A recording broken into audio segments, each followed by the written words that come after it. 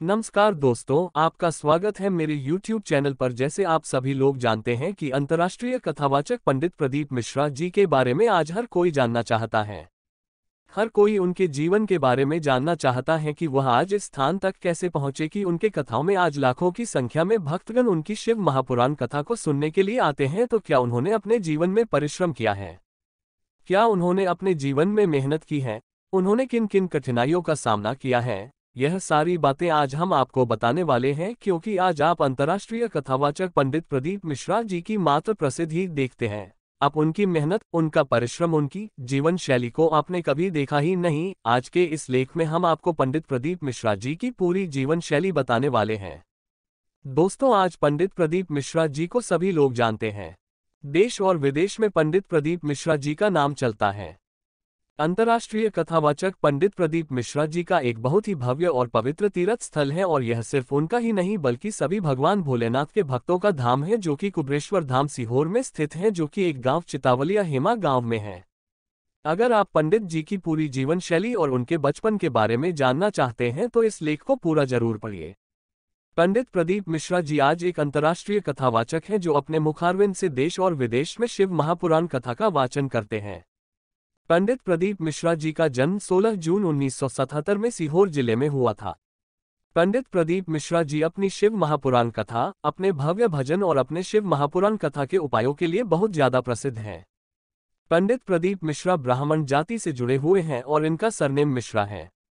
पंडित प्रदीप मिश्रा जी के परिवार में उनकी माता, उनके पिता, उनके 2 भाई, साथ ही में पंडित प्रदीप मिश्रा जी की धर्मपत्नी और उनके 2 बच्चे हैं। पंडित प्रदीप मिश्रा जी के परिवार में उनके पिता का नाम रामेश्वर मिश्रा जी, उनकी माता का नाम है सीता मिश्रा जी, उनके भाइयों का नाम है दीपक मिश्रा और विनय मिश्रा, और उनके पुत्रों का नाम है राघव मिश्रा और माधव मिश्रा। पंडित प्रदीप मिश्रा जी का बचपन कैसा था? पंडित प्रदीप मिश्रा जी का बचपन बहुत ही संघर्ष भरा हुआ था, क्योंकि जब पंडित प्रदीप मिश्रा जी का जन्म हुआ था उस समय उनके पास में बिल्कुल भी पैसे नहीं थे। जब उनका जन्म हुआ था तब ताई को देने के लिए उनके पास वह पैसे भी नहीं थे, इसलिए उनका जन्म उनके घर ही में तुलसी जी के क्यारे के पास में हुआ था। पंडित प्रदीप मिश्रा जी का जन्म पावन धरा सीहोर में ही हुआ था और अपने घर में तुलसी जी के क्यारे के पास इनका जन्म हुआ था। पंडित प्रदीप मिश्रा जी ने 12वीं तक सीहोर में शिक्षा ग्रहण की है। साथ ही में ग्रेजुएशन भी उन्होंने पूरा किया है। पंडित प्रदीप मिश्रा जी अपनी पढ़ाई के साथ एजेंसियों पर भी काम करते थे, जिससे कि उनके घर में कुछ पैसा आ सके और वह अपनी पढ़ाई का भी खर्चा उठा सके। पंडित प्रदीप मिश्रा जी के पिताजी शुरुआत में चने बेचा करते थे, उसके बाद उनके पिताजी ने चाय का ठेला भी लगाया, जिस पर पंडित प्रदीप मिश्रा जी ने भी उनकी सहायता की और दुकानों पर वह चाय देने के लिए जाते थे। पंडित प्रदीप मिश्रा जी सीहोर में पहले शिव मंदिर में झाड़ू पोछा किया करते थे और भगवान शिव जी की पूजा आराधना किया करते थे। बचपन से ही उन्हें भगवान शिव जी की भक्ति बहुत पसंद है। गीताबाई पाराशर सीहोर में ही रहती हैं, जो कि सीहोर में जगह जगह जाकर भोजन बनाती थीं। इन्होंने ही पंडित प्रदीप मिश्रा जी को दीक्षा लेने के लिए इंदौर भेजा था, जहां पर गीताबाई पाराशर के गुरुदेव रहा करते थे। पंडित प्रदीप मिश्रा जी ने अपनी दीक्षा इंदौर में गोवर्धन नाथ मंदिर में हवेली में स्थित एक ब्राह्मण जन से ली थी। पंडित जी की गुरुदेव ने उन्हें बहुत अच्छे से सभी बातें सिखाए, उनको धोती पहनना सिखाए और उनको पोथी देकर एक बहुत बड़ा आशीर्वाद भी दिया। पंडित प्रदीप मिश्रा जी के गुरुदेव का नाम गोलोकवासी 1008 विठ्ठलेश राय काका जी महाराज जी हैं, जो कि इंदौर में गोवर्धन नाथ मंदिर हवेली में रहते हैं। पंडित प्रदीप मिश्रा जी के गुरुदेव जी उन्होंने पंडित प्रदीप मिश्रा जी को यह समझाया कि आपके ऊपर कोई जोर जबरदस्ती नहीं है। आप अपने मन से जिस भगवान को चाहे उसकी पूजन अर्चना कर सकते हैं। आप सभी भगवानों की पूजन अर्चना कर सकते हैं। जब आप अपने अच्छे भाव से सभी भगवानों की पूजन अर्चना करेंगे, उसके बाद कोई एक भगवान आपको अपने आप ही आपका हाथ पकड़ लेंगे। पंडित प्रदीप मिश्रा जी के गुरु ने उन्हें एक पोथी देकर उन्हें यह आशीर्वाद दिया कि तुम्हारे पंडाल कभी भी खाली नहीं जाएंगे। तुम जहां पर भी कथा करोगे तुम्हारे सारे पंडाल फुल ही भरेंगे। ऐसा आशीर्वाद उन्हें उनके गुरुदेव की तरफ से मिला, जो कि आज सच भी हो रहा है। कुबरेश्वर धाम की स्थापना पंडित प्रदीप मिश्रा जी ने ही की है, जो कि सीहोर से लगभग 5 किलोमीटर दूर चितावलिया हेमा गांव में स्थित है। कुबरेश्वर धाम मध्य प्रदेश की राजधानी भोपाल के पास स्थित सीहोर जिले में स्थित है और सीहोर से लगभग 5 किलोमीटर दूर चितावलिया हेमा गांव में स्थित है। पंडित प्रदीप मिश्रा जी की जीवन शैली बहुत ही संघर्ष भरी रही है। पंडित जी का बचपन बहुत ही संघर्ष में बीता हुआ है, क्योंकि बचपन में उनके पास बिल्कुल भी धन नहीं था। उनके पिताजी चने बेचा करते थे और चाय भी उन्होंने बेची है। उनके साथ में पंडित प्रदीप मिश्रा जी ने भी उनका साथ दिया है और वह भी दुकानों पर जाकर चाय दिया करते थे। उसके बाद पंडित जी ने अपनी शिक्षा भी ग्रहण की है। शिक्षा ग्रहण करने के साथ साथ में उन्होंने कई एजेंसियों पर भी काम किया है, जिससे कि उनके घर में पैसा आ सके। पंडित जी के जीवन में एक ऐसा समय था जब पंडित जी का जन्म हुआ था, तो उस समय ताई को देने के लिए उनके पास पैसे भी नहीं थे। तो पंडित जी का जन्म उनके ही घर में, उनके घर के तुलसी जी के क्यारे के पास हुआ था, जो क्यारा आज भी पंडित जी के पास रखा हुआ है।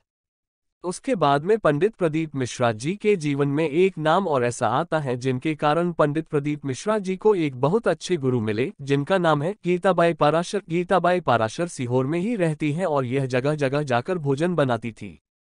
गीताबाई पाराशर के पति का स्वर्गवास होने के बाद उन्होंने प्रण लिया था कि वह श्रीमद् भागवत कथा कराएंगे, पर उनके पास इतने पैसे नहीं थे। जिसके बाद उन्होंने किसी तरह करके अपने घर में ही श्रीमद् भागवत कथा कराए। उसके बाद पंडित प्रदीप मिश्रा जी से उन्होंने कहा कि आप इंदौर जाए और वहां पर गुरुदेव से दीक्षा लेकर आइए और वहां पर आप शिक्षा ग्रहण कीजिए। जिसके बाद पंडित प्रदीप मिश्रा जी इंदौर चले गए और वहां पर गोवर्धन नाथ जी में हवेली में एक ब्राह्मण जन से उन्होंने दीक्षा ली।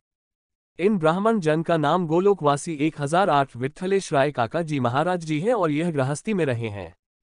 यह हवेली में रहा करते थे, जहां इनके पास बहुत सारे पक्षी थे और यह पक्षी भी भगवान के नाम का जाप किया करते थे, जब तक यह अपने सभी पक्षियों को भोजन ना करा दें। यह खुद भी भोजन नहीं करते थे। इनकी हवेली पर भगवान के नाम का संकीर्तन होता रहता था।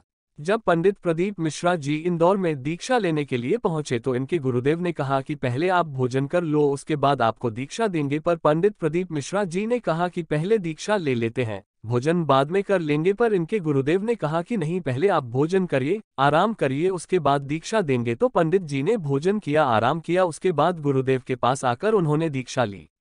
दीक्षा लेते समय पंडित प्रदीप मिश्रा जी को उनके गुरुदेव ने धोती पहनना सिखाया। साथ ही में उनको एक पोथी पकड़ाई, जिस पोथी के माध्यम से इनकी गुरुदेव ने इनको एक बहुत बड़ा आशीर्वाद दिया कि जाओ, तुम्हारी कथाएं कभी भी खाली नहीं जाएंगी, तुम्हारे सभी पंडाल भरे हुए जाएंगे। ऐसा आशीर्वाद उन्हें अपने गुरुदेव से मिला। उसके बाद फिर उनका अपने गुरुदेव के पास आना जाना लगा रहा और वह गिरिराज जी की परिक्रमा करने के लिए भी जाते थे। पर उस समय उनके पास इतना पैसा नहीं होता था, जिस कारण वह ट्रेन के माध्यम से, जनरल या स्लीपर कोच के माध्यम से गिरिराज जी की परिक्रमा करने जाते थे। वहां पर चकलेश्वर महादेव जी भी विराजित हैं, जिनसे पंडित प्रदीप मिश्रा जी बात किया करते थे और पंडित प्रदीप मिश्रा जी उनसे अपने मन की बात बोला करते थे और वह चकलेश्वर महादेव उनकी बात सुनते भी थे, जिसकी बदौलत आज पंडित प्रदीप मिश्रा जी चकलेश्वर महादेव और अपने गुरुदेव के आशीर्वाद से और भगवान भोलेनाथ के आशीर्वाद से आज जिस स्थान पर हैं। पंडित प्रदीप मिश्रा जी का जीवन बहुत ही संघर्ष से बीता हुआ है। एक समय पर उनके पास पहनने के लिए कपड़े भी नहीं हुआ करते थे, खाने के लिए भोजन भी नहीं हुआ करता था और रहने के लिए अच्छा सा घर भी नहीं हुआ करता था। पर उन्होंने अपनी मेहनत से, अपने संघर्ष से आज एक बहुत अच्छा मुकाम हासिल किया है। पंडित प्रदीप मिश्रा जी का शिव महापुराण कथा का मूल मंत्र श्री शिवाय नमस्तुभ्यम है और यह मंत्र शिव महापुराण कथा का मूल मंत्र है, पंडित प्रदीप मिश्रा जी का मंत्र नहीं है। हमने आपको पंडित प्रदीप मिश्रा जी के जीवन के बारे में सारी विशेष बातें बता दी हैं। अगर अभी भी आपके मन में पंडित जी को लेकर कोई सवाल है तो उसे आप हमसे कमेंट करके पूछ सकते हैं। धन्यवाद।